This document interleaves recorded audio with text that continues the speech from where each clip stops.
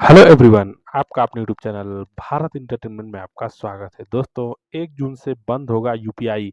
नए नियम जाने माने तो रुक जाएंगे ट्रांजैक्शन। तो दोस्तों, 1 जून से यूपीआई के नए नियम बदल गए हैं। चलिए जानते हैं इस वीडियो में कौन-कौन से नए नियम आपके ऊपर लागू होंगे। 1 जून 2025 से बदल जाएंगे यूपीआई के नियम। जानिए क्या-क्या होगा नया यूपीआई रूल्स चेंज। आज के समय में हर कोई स्मार्टफ़ोन का इस्तेमाल करता है और ज़्यादातर लोग यूपीआई से पेमेंट करते हैं, चाहे चाय की दुकान हो या फ्लाइट बुकिंग।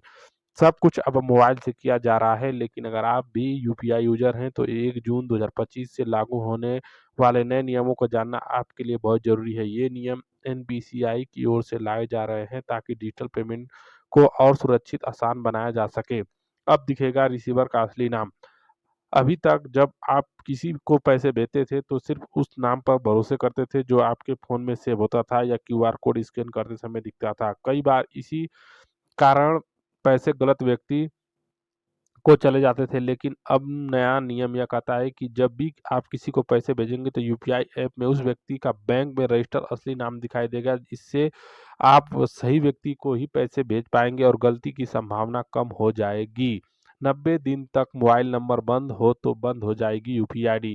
तो हाँ दोस्तों, अगर आपका मोबाइल नंबर 90 दिनों से बंद पड़ा है और आप इसका इस्तेमाल नहीं कर रहे हैं तो सतर्क हो जाए, क्योंकि अब एनपीसीआई ऐसे सभी नंबरों से जुड़ी यूपीआई आईडीज़ को अपने आप बंद कर देगा। इससे आपका अकाउंट किसी गलत व्यक्ति के हाथ में जाने से बच सकेगा। अगर आपने नया नंबर लिया है, तुरंत अपने बैंक में जाकर उसे अपडेट करवा लें। अपने यूपीआई ऐप को हमेशा लेटेस्ट वर्जन में अपडेट रखें। पैसे भेजने से पहले रिसीवर का नाम ध्यान से चेक करें। किसी अनजान क्यूआर कोड को स्कैन न करें। ट्रांजैक्शन फेल हो जाए तो तुरंत बैंक या ऐप की हेल्पलाइन से संपर्क करें। बैंक में रजिस्टर्ड मोबाइल नंबर हमेशा चालू रखें। यूपीआई की ट्रांजैक्शन लिमिट को लेकर भी कुछ बदलाव किए गए हैं। अब सामान्य यूजर्स के लिए 1 लाख रुपए प्रतिदिन की सीमा लागू रहेगी। हॉस्पिटल और एजुकेशन जैसे सेक्टरों के लिए यह लिमिट बढ़ाकर 5 लाख रुपए कर दी गई है। P to P personal to personal transaction के लिए 1 लाख की सीमा लागू रहेगी। एक दिन में 20 ट्रांजैक्शन तक की लिमिट तय की गई है। नए यूजर्स के लिए पहले 24 घंटे में केवल 5,000 रुपए तक का ट्रांजैक्शन अनुमति होगी। धोखाधड़ी से बचाव के उपाय।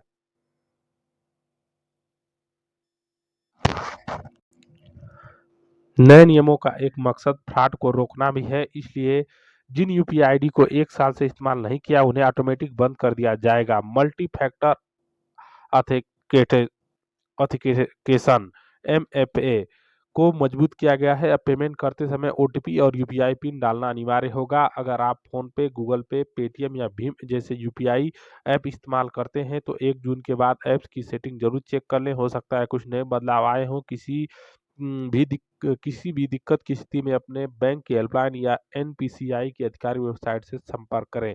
जैसे जैसे डिजिटल पेमेंट बढ़ रहा है, वैसे ही ऑनलाइन फ्रॉड के खतरे भी बढ़ रहे हैं। एनपीसीआई का उद्देश्य है कि हर यूपीआई यूजर्स को एक सुरक्षित और भरोसेमंद प्लेटफॉर्म मिले, लेकिन इसके लिए जरूरी है कि आप इन नए नियमों को ध्यान से पढ़ें और इनका पालन करें। इससे आपको पेमेंट अनुभव बेहतर और सुरक्षित होगा। तो दोस्तों, यूपीआई के ऊपर जो खबर थी, आपको इस वीडियो में पूरी अच्छी तरीके से बता दिया गया है। अगर आपको समझ में नहीं आया तो वीडियो दोबारा से देखें, आपको पूरी जानकारी समझ में आ जाएगी कि 1 जून से बैंकिंग से मतलब यूपीआई से जो जुड़ी लेन-देन है, यूपीआई की जो खबर है, क्या-क्या चेंज हुए हैं, आपको इस वीडियो में पता चल जाएगी। तो दोस्तों, आपको ये वीडियो कैसा लगा हमें कमेंट करके ज़रूर बताएँ, और ऐसे ही लेटेस्ट अपडेट के लिए आपके अपने यूट्यूब चैनल भारत एंटरटेनमेंट को सब्सक्राइब करें और घंटी को दबा के रखें। वीडियो अच्छा लगा तो एक लाइक ज़रूर करें।